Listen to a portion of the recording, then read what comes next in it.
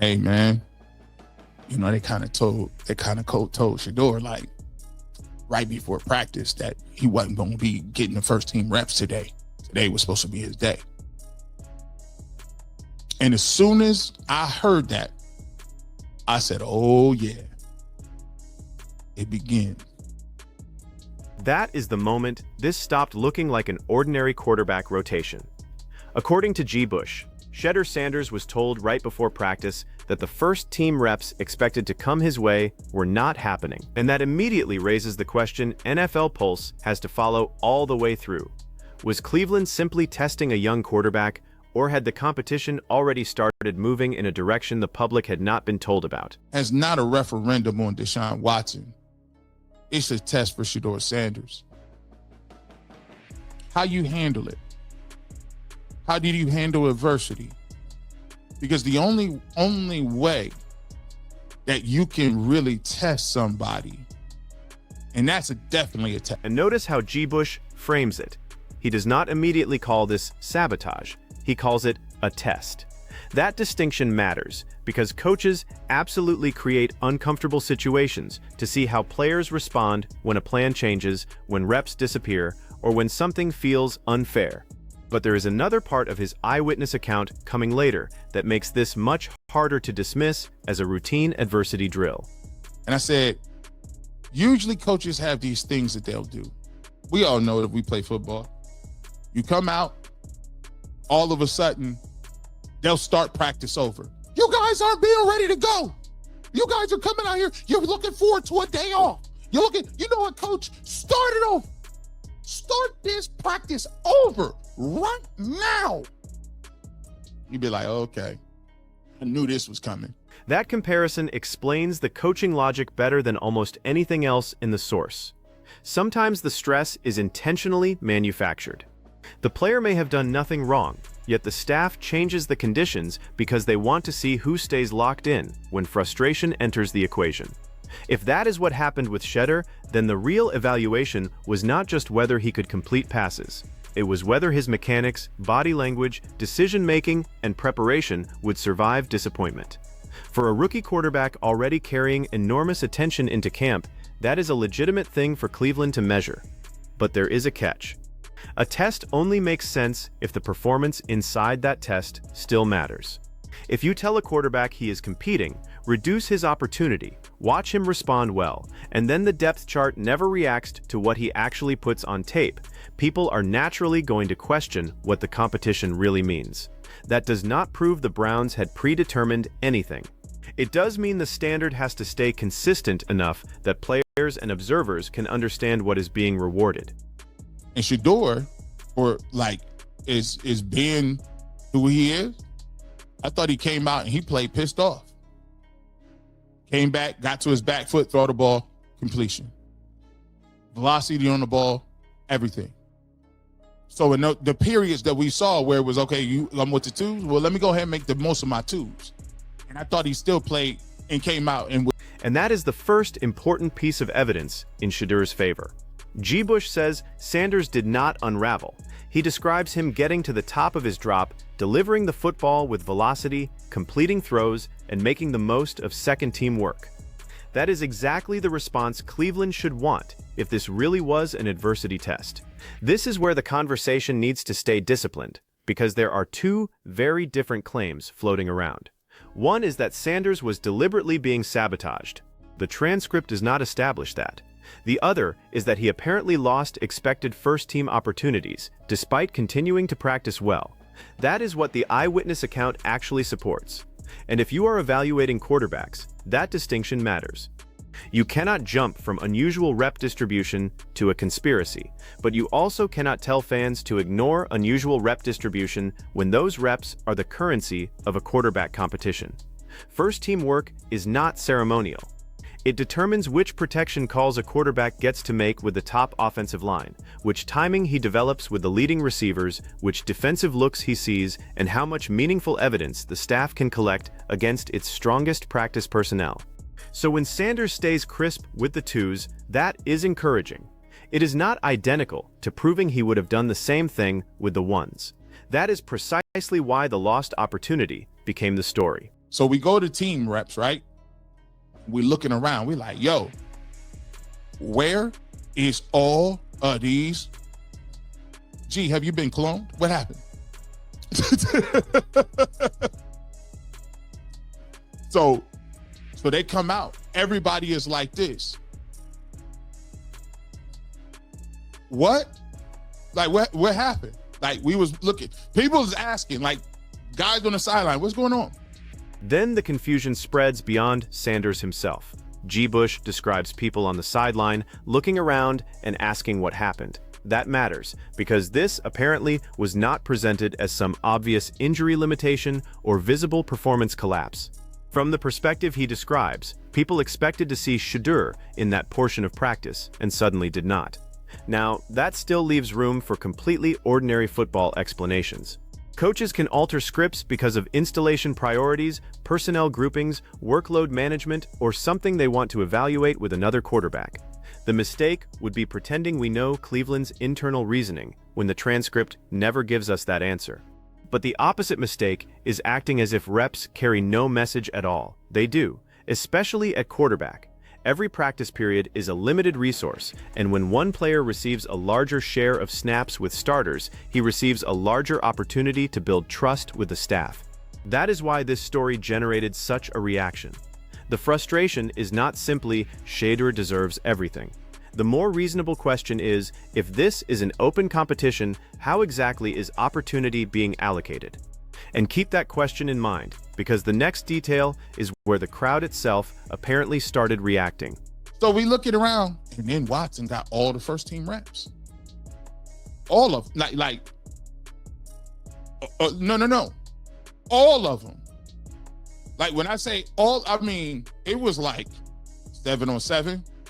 It was team. It was all of them. Like, all of them. It was so many that people in the stands, because you know this is the last day for people to be in the stands, right? G. Bush says Deshaun Watson was getting the first team work across 7-on-7 and team periods enough that people in attendance began moaning and groaning. Fan reaction does not determine a depth chart, and it absolutely should not. NFL coaches would be making a terrible mistake if they built quarterback rotations around whoever gets the loudest applause at an open practice. But crowd reaction does tell you something about expectation. Those fans apparently came into that day believing they were going to watch Sanders receive meaningful work with the first unit. When that did not happen, the change was noticeable enough to become the dominant storyline around the session. And this is where Shedeur's position becomes fascinating. He is trying to win a football job while every rep is being interpreted through a much larger narrative. A normal fifth-round rookie can have a quiet practice, take third-team snaps, learn the offense, and barely make national conversation. Sanders does not have that luxury. His draft slide, his last name, his college production, the attention surrounding his father, and the enormous following that tracks every camp update all magnify routine coaching decisions. That can work for him when he throws a highlight.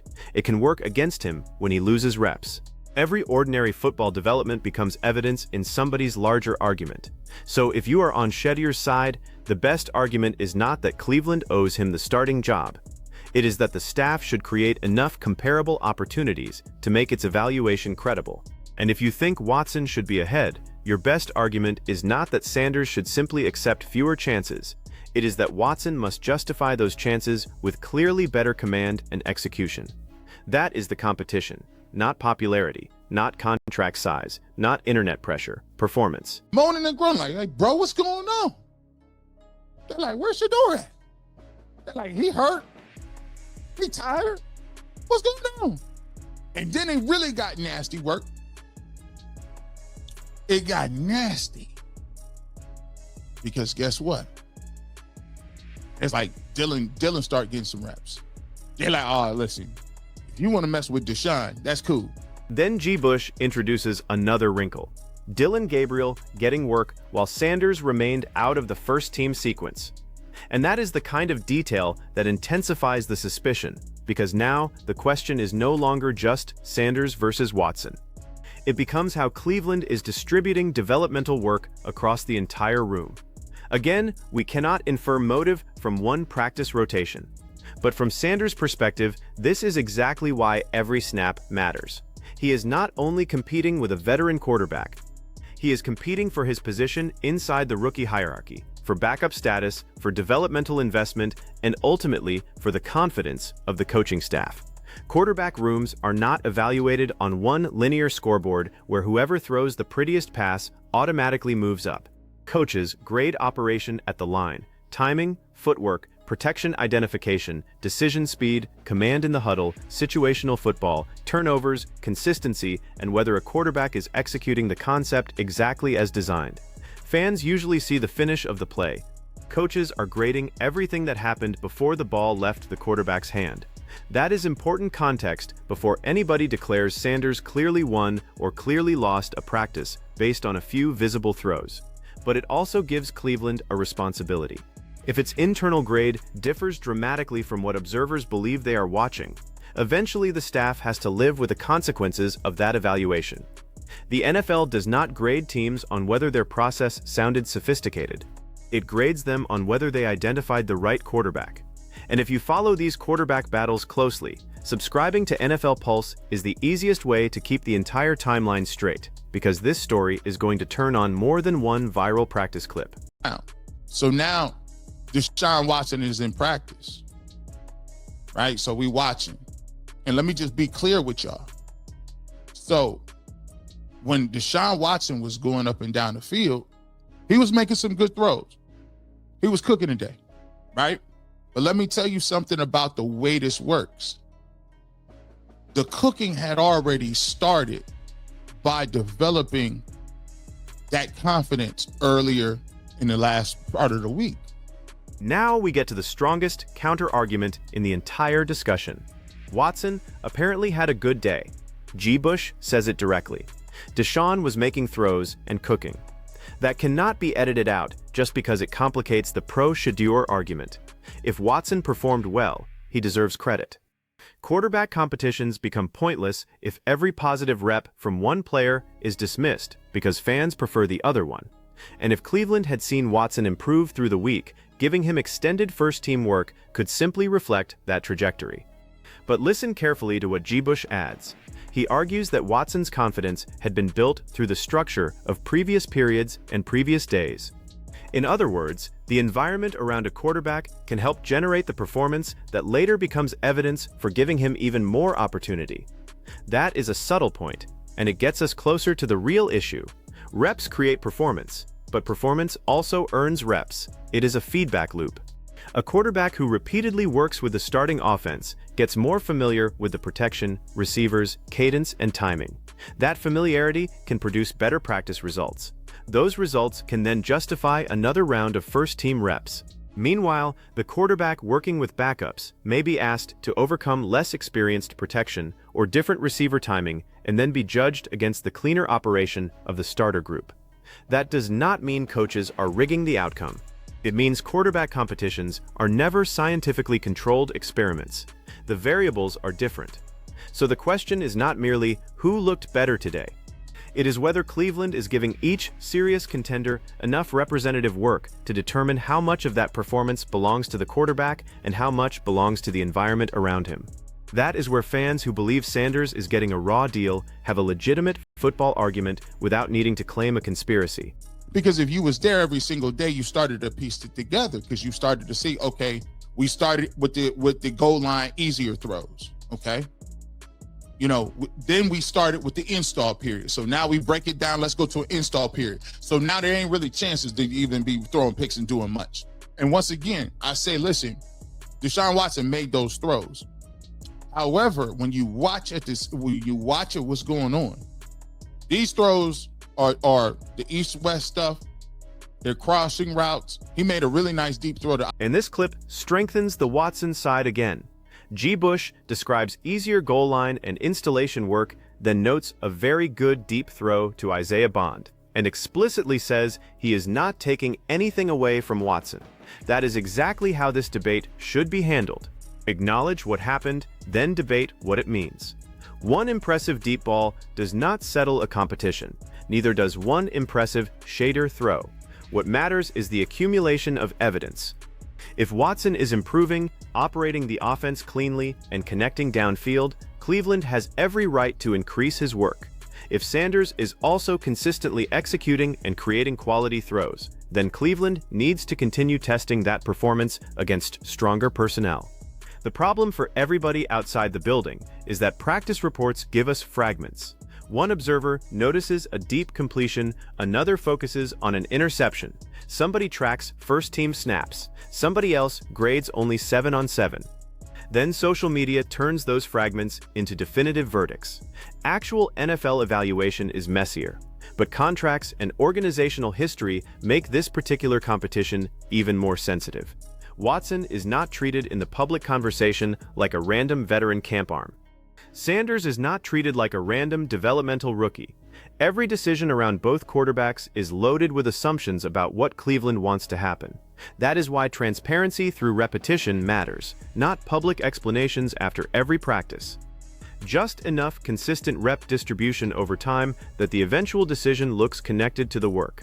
Because if Sanders keeps playing efficiently while his opportunities decrease, skepticism will grow. If Watson clearly begins separating himself and the reps follow, then that skepticism loses strength.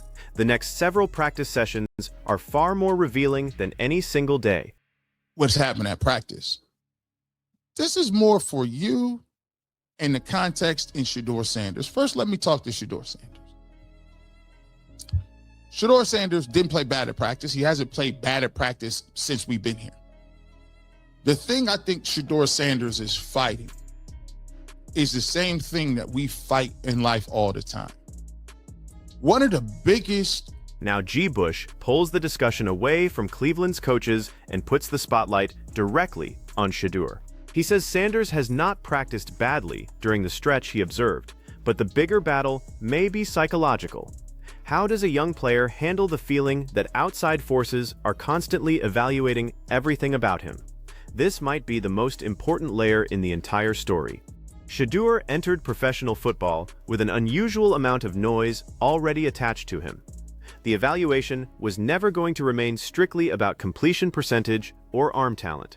People debated his personality, his interviews, his draft process, his confidence, and the way he presents himself. Some of that comes with being a quarterback. Some of it comes with being Shedeur Sanders specifically. And when the draft did not unfold the way many expected, the temptation would have been to change everything that made him successful. Become quieter, become less visible, stop expressing confidence, try to satisfy every outside critic. G. Bush's argument is basically the opposite. Do not let adversity strip away the trait that got you here. That does not mean refusing coaching. It does not mean acting entitled to reps. There is a difference between confidence and entitlement, just as there is a difference between adversity and mistreatment. The ideal response for Sanders is painfully simple to describe and extremely difficult to execute. Keep preparing as if the next rep determines your career, even when you do not know when that rep is coming. That is how this apparent test becomes bigger than one practice. If he gets frustrated, people will say the Browns exposed a maturity problem. If he stays composed but eventually does not receive meaningful opportunity, people will say the evaluation was never open. Either way, everybody already has a narrative waiting. His safest move is to give those narratives as little oxygen as possible.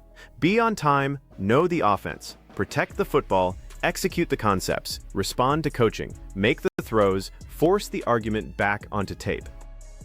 The first time I met him, he asked me on the UCSS, he said, and me and Shedeur was talking about it. He said, after he slid in the draft, he said, yo, do you think I should still do the wrist up? And I remember me laughing and joking and being on the TV telling him, hey, me and Ty was like, absolutely, bro, this goes nowhere.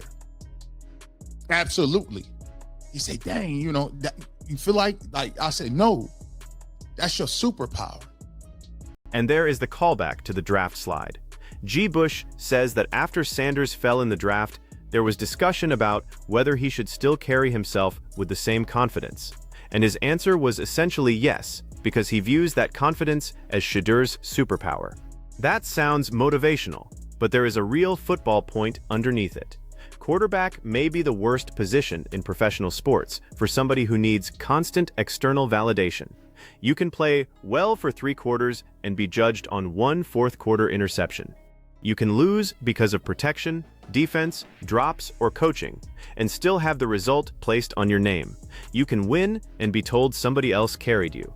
The position requires enough self-belief to absorb criticism without allowing it to distort your decisions. The danger is when confidence becomes stubbornness. The Browns need Sanders coachable enough to correct flaws, but secure enough not to panic every time the depth chart shifts. And now we can finally answer the central question this story has been building toward. Based on this transcript alone, there is not enough evidence to responsibly say Cleveland is sabotaging Shedeur Sanders. That is an allegation, and the source does not establish intent. What the transcript does establish through G. Bush's account is that Sanders apparently expected first-team work, was informed shortly before practice that he would not receive it, remained with the second unit while Watson took extensive work with the ones, and according to G. Bush, still performed crisply when he did get opportunities. That is enough to make the competition worth scrutinizing. It is not enough to convict anybody of rigging it, and that middle position might frustrate both sides, but it is the strongest one available from the evidence we actually have. If Cleveland calls this a competition, the next thing to watch is not a quote from a coach saying everybody has a chance. Watch the reps. Watch who receives the difficult situational periods. Watch who works with the top receivers. Watch who gets corrected and then receives another chance to execute the correction. Watch which quarterback's mistakes reduce his opportunities, and whether the same standard applies to everybody. That is how you separate a real competition from a depth chart that was largely decided before camp. Times when you fight the outside powers to be, when you consistently are fighting and you're on the defense and you're being defensive about guys like the bombarding of, why do you think the internet kept going crazy the last 2-3 days we was talking about it? Oh, the off-field stuff, the tier list and all this stuff. We've been barred. And this is where the story becomes less about one quarterback practice and more about pressure. G. Bush talks about fighting outside forces, playing defense against constant commentary, and watching off-field narratives pile up. Whether you agree with his framing or not, Sanders is operating inside a level of scrutiny most developmental quarterbacks never experience. Every ranking becomes a headline. Every rep count becomes a referendum. Every throw becomes proof for one side. That can become dangerous because a young quarterback starts competing against the internet instead of competing against the defense. Shedeur cannot win that game. If he reacts publicly to every perceived slight, critics will call him distracted. If he says nothing, supporters may believe he is being silenced. If he celebrates confidence, somebody will call it arrogance. If he tones it down, somebody will say the Browns broke him. So the smartest approach is the boring one: stack undeniable football evidence. That is especially important because Cleveland also has incentives that have nothing to do with fan sentiment. Coaches need to determine who can execute their system consistently. They have to manage veteran and rookie development. They have to build a depth chart that survives an NFL season, not simply win an August debate. They may know things about assignments and reads that spectators cannot see from the sideline. Fans should leave room for that. But Cleveland should also understand why its decisions are being examined so closely. When the public is told competition, people expect competition to involve comparable chances. If those chances become dramatically uneven, the staff may have a completely legitimate football explanation, but the burden shifts toward the results being obvious enough to justify the difference. And that is why the Watson versus Sanders conversation cannot be reduced to one side being haters and the other side being fanboys. There is a real evaluation question here. Watson having a strong practice matters. Sanders apparently responding well to reduced reps matters. Gabriel receiving opportunities matters. The order and quality of those reps matter. And what happens next matters most. If Sanders gets another first-team opportunity and struggles, then Cleveland's caution will look more defensible. If he gets that opportunity and continues outperforming expectations, pressure on the coaching staff will increase. If Watson consistently takes control of the offense and clearly separates himself, then the football answer becomes easier, regardless of what fans wanted going into camp. That is the beauty and cruelty of an NFL quarterback competition. Eventually, somebody has to produce enough separation that the debate stops being theoretical. Until then, words like sabotage are stronger than the evidence we have. Questionable, worth watching, or potentially uneven are much easier to defend from this particular practice report. NFL Pulse will keep following the football evidence, rather than declaring a verdict before the competition gives us one. Because there is one final angle people keep overlooking. What does Cleveland risk if it evaluates this wrong? Quarterback decisions shape entire seasons. If the Browns choose the veteran and the offense struggles while Sanders looked ready in limited work, every reduced practice rep will be revisited. If they elevate Sanders before he is prepared and he struggles, people will say the organization surrendered to outside pressure instead of developing him properly. If another young quarterback passes him on the depth chart, then the conversation changes again. There is no decision here without consequences. That is why the best outcome for Cleveland is not protecting any specific quarterback. It is creating enough meaningful evidence that the eventual choice becomes obvious inside the building and defensible outside it. For Sanders, the assignment is even clearer. He does not control how many first-team snaps appear on tomorrow's script. He controls whether the snaps he does receive become difficult to ignore. And if G. Bush's account is accurate that this was intentionally designed as an adversity test, then Sanders apparently passed the first part by staying crisp after the plan changed.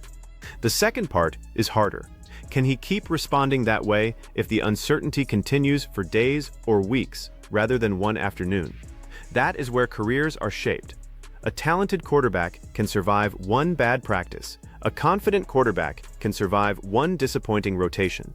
But a professional quarterback has to survive ambiguity, politics, coaching preferences, media pressure, mistakes, reduced opportunity, and still be prepared when his number is finally called. So now the choice is yours. Do you see Cleveland's rep distribution as a legitimate test designed to evaluate Shedeur Sanders under adversity?